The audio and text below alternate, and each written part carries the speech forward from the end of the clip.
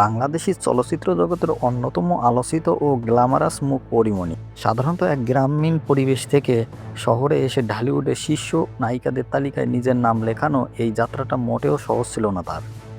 আজ তিনি কোটি টাকার মালিক, থাকেন বিলাসবহুল ফ্ল্যাটে, চড়েন দামি গাড়িতে। কিন্তু কিভাবে তৈরি করলেন এই সাফল্যের রাজত্ব?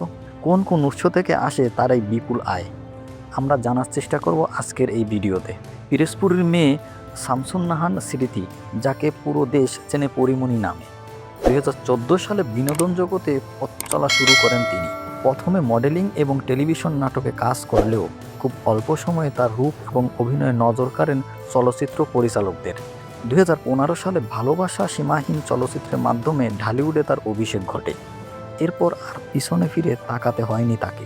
1 ডজনেরও বেশি ছবিতে চুক্তি স্বাক্ষর করে রেকর্ড গড়েছিলেন তিনি। চলচ্চিত্রে তার মূল আয়ের একটি বড় অংশ আসে সিনেমা প্রতি পারিশ্রমিক থেকে। শীর্ষ তারকা হিসাবে প্রতিটি সিনেমার জন্য তিনি মোটা অঙ্কের পারিশ্রমিক পেয়ে থাকেন, যা তার আয়ের অন্যতম প্রধান ভিত্তি।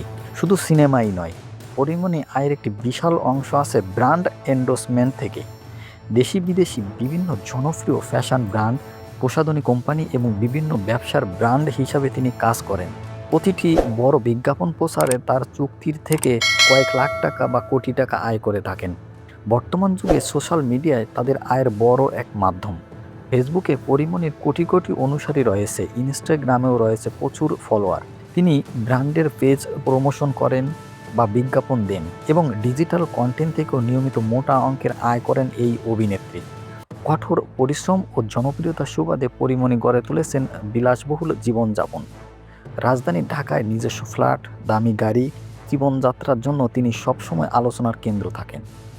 নিজের পরিশ্রম আর গ্ল্যামারকে কাজে লাগিয়ে তিনি আজ দেশের অন্যতম সফল ও ধনী তারকাদের একজন। পরীমণির এই সাফল্যের পেছনের কারণ এবং তার কোন সিনেমাটি আপনার সবচেয়ে প্রিয়, কমেন্টে জানাতে বলবেন না। এরকম ভিডিও পেতে চ্যানেলটি সাবস্ক্রাইব করে আমাদের সাথেই থাকুন। আসছি পরবর্তী ভিডিও নিয়ে।